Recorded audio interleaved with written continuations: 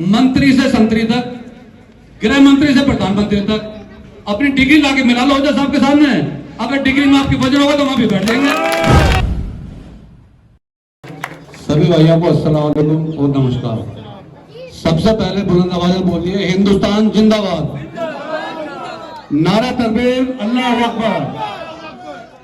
भाइयों, आपसे कोई बात छुपी नहीं है, क्योंकि हमारे बीच में हाबी ने एक ऐसे राक्षस को जन्म दे दिया, वो चाहे मेरे खिलाफ एफआईआर अभी रात मुझे कोई दिक्कत नहीं है। एक ऐसे राक्षस को हमने सीट पे बिठा दिया कि जिसका खामियाजा आज हमें भुगतना पड़ रहा है। आए दिन वो हम लोगों की मुखालफत करता है, हम लोगों के खिलाफ थाने में रिपोर्ट दर्ज कराता है, हिंदू मुस्लिम फैलाता है, दंगे भड़काने जैसी सब बेकार की बातें वो करता है। हमें इसका जवाब उसको अपने वोट से ही देना होगा, और वोट से दे करके हमें उसको उसकी औकात भी बतानी है कि तुम्हारी औकात असलियत में क्या है। देखिए, बीजेपी एक बहुत ही छोटी पार्टी है। बीजेपी की फुल फॉर्म बहुत छोटी पार्टी, बहुत झंझट वाली पार्टी, मतलब उसके साथ सभ्यता का लफ्ज कोई नहीं जुड़ा हुआ। जैसे वो मुसलमानों के खिलाफ उल्टी सीधी बातें करता है, सिराज भाई ध्यान से सुनने की बात है, मुसलमानों के खिलाफ वो उल्टी सीधी बातें करता है। उसको दोनों धर्म का मैं एक फर्क बता दूं, उसके धर्म में उसको अगर बोलेंगे कि ये कोई खबीस आ रहा है, बड़ी बदतमीजी की भाषा से कहेगा, और हमारी उर्दू भाषा में मुस्कुरा के कहेगा जनाब बड़े ही गलिच किस्म के इंसान हैं आप। तो दोनों में कितना बड़ा फर्क है। मतलब हम तुम्हें गाली भी दे रहे हैं तो इतने प्यार के साथ कि आप हमारे साथ बैठ सकते हो, और आप हम पे फूल भी बरसा तो हमें लग रहा है कि आप तो लाठियों से मार रहे हो।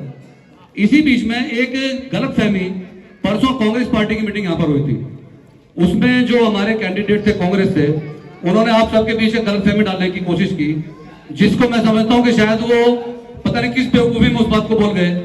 कोई भी डिपार्टमेंट अपने कैंडिडेट का नॉमिनेशन अगर कैंसिल करेगा तो इलेक्शन लड़वा के करता है या पहले करता है? पहले करेगा। उन्होंने यहाँ पर यह गलतफहमी दूर करने की कोशिश नहीं की, बल्कि गलतफहमी को बढ़ाया कि आपको पता नहीं है, या तो इलेक्शन से पहले उनका नॉमिनेशन रद्द हो जाएगा या इलेक्शन लड़ने के बाद हो जाएगा। भाई ये कौन सी पढ़ाई लगाई है, हमें समझ नहीं आई। तो देसी आदमी भी समझ जाएगा कि आप बेमतलब की बकवास करें, इसका कोई अर्थ नहीं है। ये बोला जीतने के बाद रद्द हो जाए। कोई सरकार ऐसी है कि पहले उनको जीतने का मौका देगी। अब इसके बाद मंत्री से संतरी तक, गृह मंत्री से प्रधानमंत्री तक अपनी डिग्री लाके मिला लो ओझा साहब के सामने। अगर डिग्री में आपकी वजन होगा तो वहां भी बैठ जाएंगे।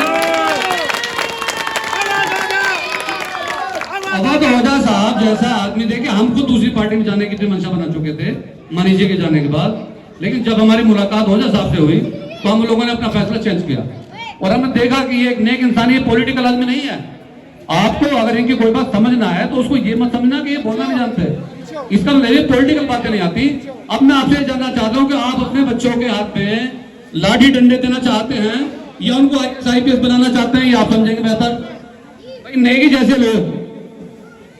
जैसे लोग जो बीमारी फैला रहे हैं, वो आज नहीं तो कल हिंदुओं के लिए भी खतरा है, मुसलमानों के लिए नहीं है, वो हिंदुओं के लिए भी खतरा है। इस खतरे को हमें जड़ से उखाड़ना होगा, और नेगी जैसे लोगों को राजनीति से ही बाहर करना होगा, दिल्ली से, यहां से नहीं, राजनीति से बाहर करना होगा। ओझा साहब के बारे में एक तो बातें और चलती हैं कि ये तो यहाँ रहने वाले हैं नहीं, ये तो चले जाएंगे। इनका मेरे साथ डिस्कशन हुआ, मैं आपको बताया था, ये मकान भी यही ले रहे हैं और इंस्टीट्यूट भी यही खोलेंगे, और इलेक्शन के बाद फैसला आप लोगों के हाथ में है, जो भी होगा इलेक्शन के बाद बच्चों को फ्री कोचिंग यहीं पर दी जाएगी।